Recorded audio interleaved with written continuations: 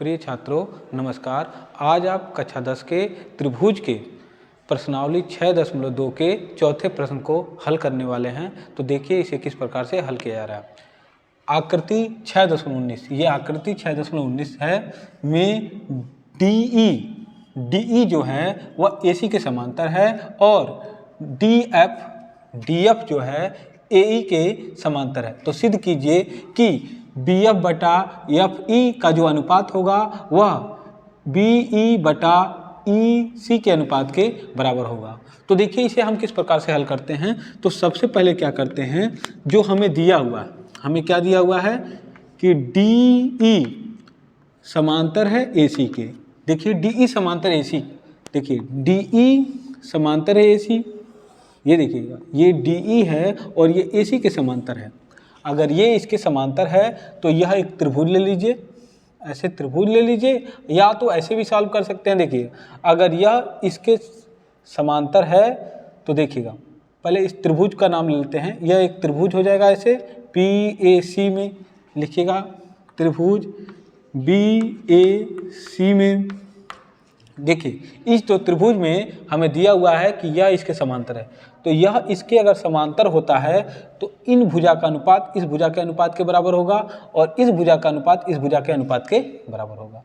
देखिए क्या कह रहा है, आपको ये कह रहा है कि ये इसके समांतर है, ये इसके समांतर है, इसका मतलब इतना बटा इतना का जो अनुपात होगा इतना बटा इतने के अनुपात के बराबर होगा। मतलब जिस रेखा से यह रेखा इसके समांतर हो रही है तो आप कहिए कि इतना बटा इतना का जो अनुपात होगा वह इतना बटा इतना के अनुपात के बराबर होगा। तो देखिए हम क्या लिख सकते हैं, इसको हम लिख सकते हैं कि यह परिमेय 1 से भी कह सकते हैं,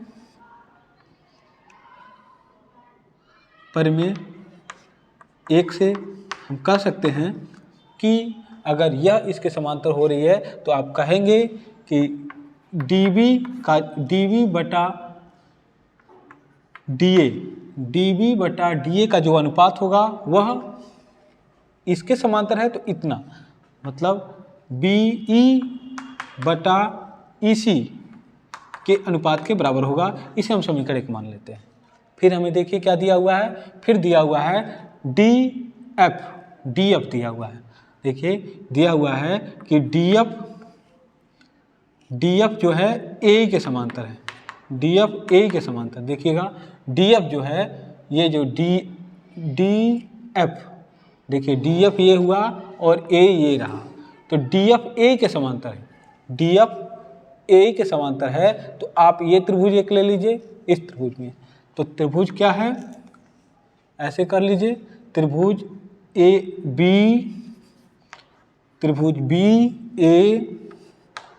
BAE में देखिएगा इस त्रिभुज में यह इसके समांतर है तो इतना आप लिख सकते हैं, या तो ऐसे लिख सकते हैं, इतना बटा इतना का जो अनुपात होगा वह इतना बटा इतने के अनुपात के बराबर होगा। क्योंकि ये इसके समांतर है तो इतना बटा इतना का जो अनुपात होगा वह उतने बटा उतने का अनुपात होगा। मतलब ये देखिए यह रेखा अगर इस रेखा के समांतर है तो इतने बटा इतने का जो अनुपात होगा वही अनुपात इतने बटा इतने का अनुपात के बराबर होगा। तो हम लिख सकते हैं यहाँ भी परिमेय 1 लागू होगा, तो परिमेय 1 से कह सकते हैं आप कि BD बटा AD का जो अनुपात होगा वही BD बटा AD का जो अनुपात होगा वह इतना बटा इतने के अनुपात के बराबर होगा। कह सकते हैं कि BF बटा FE के अनुपात के बराबर होगा। इसे हम समीकरण 1 मान लेते हैं। अब देखिए समीकरण 1 व 2 से, देखिए हमने जो समीकरण 1 और 2 बनाया है इसमें दोनों में एक पक्ष बराबर है, एक पक्ष बराबर है तो यह भी पक्ष आपस में बराबर हो। हम कह सकते हैं कि BE बटा CE का जो अनुपात होगा वह BF बटा FE के अनुपात के बराबर होगा। देखिए अब आंसर मैच कर रही है, BF बटा FE का जो अनुपात है वह BE बटा CE के अनुपात के बराबर होगा। यही सिद्ध करना था।